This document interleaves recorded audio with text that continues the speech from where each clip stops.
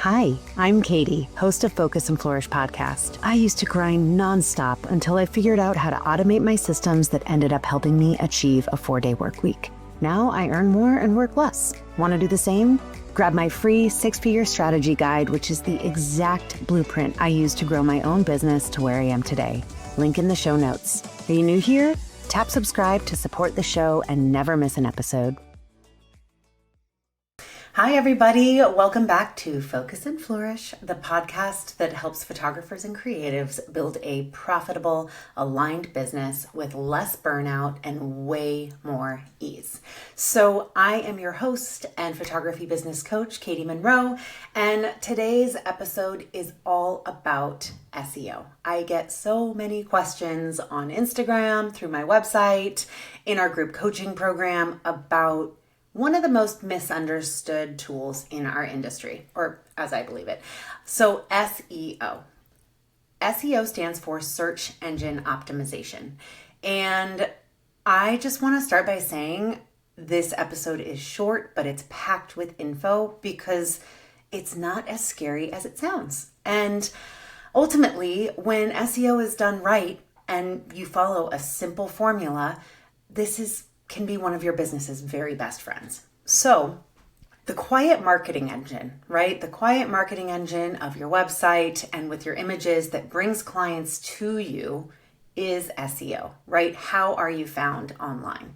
So I'm going to break it down in a really easy step-by-step way that you can actually apply today when you're done with this episode.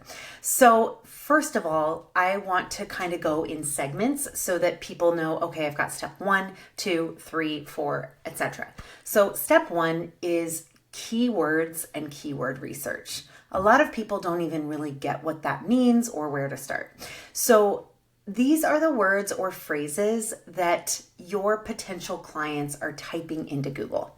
These are what they're typing into ChatGPT. These keywords or phrases are things like best Napa Valley wedding photographer, Bay Area brand photographer, San Francisco engagement photographer, really basic things like that. So to find the right keywords for you, these are the questions you need to ask yourself. What do I want to be known for? Go ahead and answer that. What types of sessions am I really trying to book? And where do I want to shoot? So we're talking about, what types of sessions and the locations, right? So the tools that I suggest to get started on this for free and that aren't too overwhelming are Ubersuggest, Keywords Everywhere, or Google Autocomplete. So you can even start typing into Google and seeing what it quote unquote auto completes.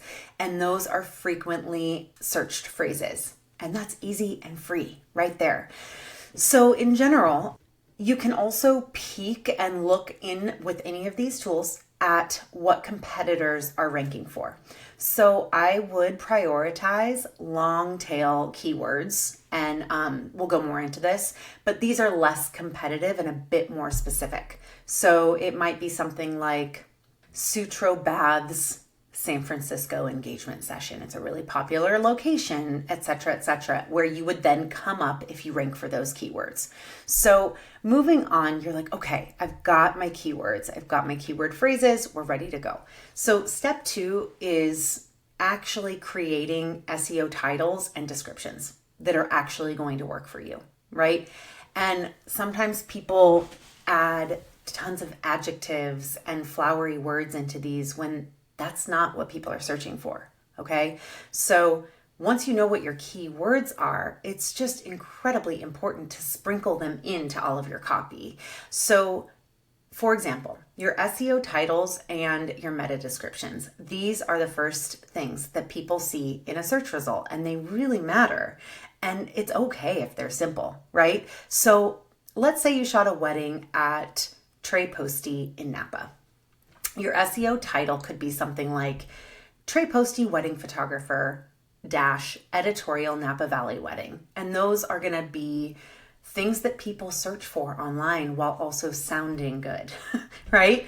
So that kind of covers your SEO title, and that's what people are going to see on Google and choose to click or not, right? Then your meta description should be something really clear and keyword rich. So something like, are you planning your Napa Valley wedding? ? That is a huge, Napa Valley wedding is huge on Google, for example. See how we captured this stunning Trey Posty wedding with editorial and candid photography, or something similar. And then you know that the person that is getting married at Trey Posty is going to see that and go, yeah, we want both of those things. We want editorial and candid, right? So it's really strategic, but really simple. So if you need help with these, I put together a free swipe file, and you can find a plug and play SEO title and meta description guide on our blog. The link is in the bio. So if you're just like, I have no clue, go to my blog, it's in the show notes, and just use what we've created, because they're what we use in my business and they work. So that is step 2, meta descriptions, and of course your SEO titles, right? So moving on to the third step is the 5-step guide to search engine optimization friendly images. And this is something I teach in our program, but I'm just going to breeze through them. You can get in touch with me if you have any questions. So your images have the power to help you rank much better on Google. And this is something that obviously can be overlooked in the craze of owning a business. So basically, here are the 5 things I recommend starting today to begin increasing your rankings. So number 1 is, when you're exporting anything that's going to be on your website, renaming your files. So it's not going to be, image_2043. That's going to do nothing for you. Use names like Sonoma-wedding-couple-golden-hour JPEG. Okay. These are things that get searched. These are the images that are then going to be found on Pinterest and on Google and your blog and your portfolio, and guide people to your website, right? And then adding alt text is huge. So describe your image in a sentence with relevant keywords. So bride and groom kiss at sunset during Sonoma Vineyard wedding. Oftentimes people think that alt text is just for people that can't see the images, but it actually hugely improves visibility online. Now, I am a diehard Squarespace fan, so all of our websites are on Squarespace, and actually AI has begun supporting us without adding alt text. So we comb through, we make sure every image on my site has alt text there, and I used to do this manually, and now AI supports us with this. So definitely look into your hosting platform where your website is and see if that's a possibility. If you have Squarespace, feel free to DM me. I will guide you through the process. Next is compressing your images the right way. So you want to make sure that your website or your images that are online are under 2000 pixels on the long edge. So something like around 1700 is a sweet spot, at 72 DPI. When images are really big at 300 DPI, which is dots per inch, then we're talking about slow, not loading fast enough. Google just goes, nope, I'm not going to rank. I'm not going to prioritize these. They're taking too long, and we want to move fast, right? So compressing and resizing your images properly, right?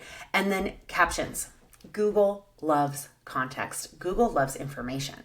So adding simple keyword-friendly captions under your portfolio images is also super helpful. And then surrounding them with copy. Basically, keyword optimized text. So these tweaks are when done together, can really affect how you show up online. And really, I do believe that you'll see an improvement within a couple of months by doing those things. So yes, it's a lot of work to go through and re-export everything, but it will only, you will feel more empowered. Okay, I did the work, A, and B, it's really what will drive results as well. So then getting to another topic on SEO that often gets breezed over is that Google loves fresh content.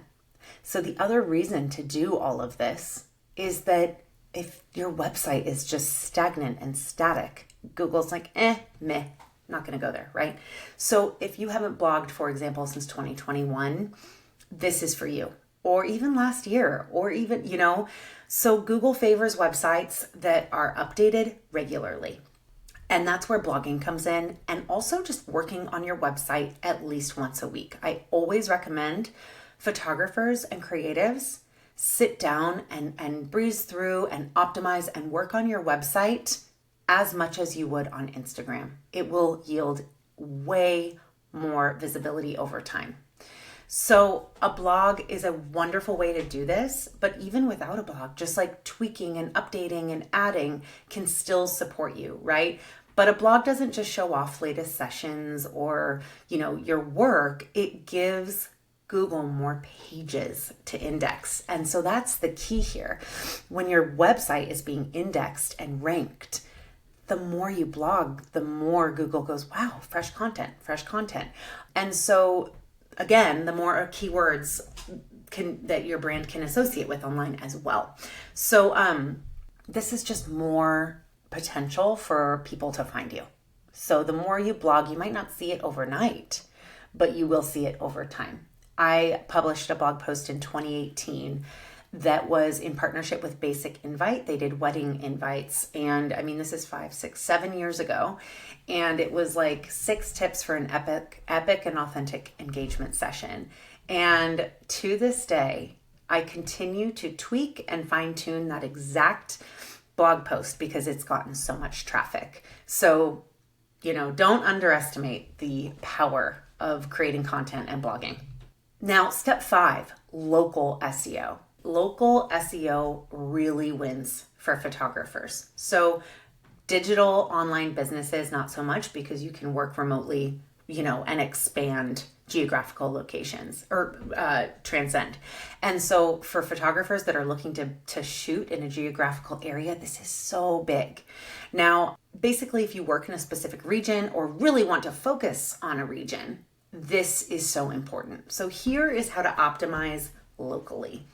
1, you want to add your city or region to your homepage, services page, and meta titles. On that homepage and on the very top SEO headline of every page of your website, you want to optimize that page for a geographical location. So for example, I really wanted to stick San Francisco, Sonoma, Napa after having kids to be closer to home. So we re-optimized my homepage for Napa, my wedding sales page for Sonoma, and other gallery pages for San Francisco. So each are really strong online. You're going to want to create a Google business profile and keep it updated. Okay? Simple. You want to embed a map on your contact page and then get listed on all of the free local directories you possibly can, like Yelp, The Knot, or any regional magazines, regional publications. This is going to increase backlinking of people going to your website from another place, which tells Google that you are worthy of ranking high as well. And then lastly, definitely blog about local venues, vendor partnerships. You want to get as much backlinking as possible for cross promotion on your website. So basically, it doesn't have to be intimidating. I know this might feel intimidating, but just starting with step 1, which is your keyword research, step 2, crafting those titles and descriptions, and then your SEO friendly images. This is huge, even in just the first 3 steps, right? So, it doesn't have to be so intimidating. I just highly recommend following these 5 main steps to get started before you even think about paying someone. And with consistent effort, you can set up your website to work smarter for you while you're asleep. Trust me, these things really, really work. So if you really want to skip the guesswork and just start from a template, head to the show notes of this episode and then head to my SEO title and meta description swipe file. It's on our blog. It's right there for you. It's free, obviously. And this will help you start optimizing your website copy in minutes. Okay. And then lastly, you'll walk away with like a go-to template so you can get started right now and plug it in and at least feel like you took action from today's episode. So Thank you so much for joining us again. And if you loved this episode, please share it, leave a review, share it with a fellow photographer or someone that will really benefit from this, and just keep showing up. We have so much we're going to be sharing and rolling out over the next couple of weeks. So thank you so much for being here, and I hope to hear from you soon. If you enjoyed this episode, please share it on your favorite social media platforms, whether it's Instagram, Facebook, or LinkedIn. Your share can help someone improve their photography business and their life. Use the hashtag Focus and Flourish podcast so we can see your posts and connect with you there.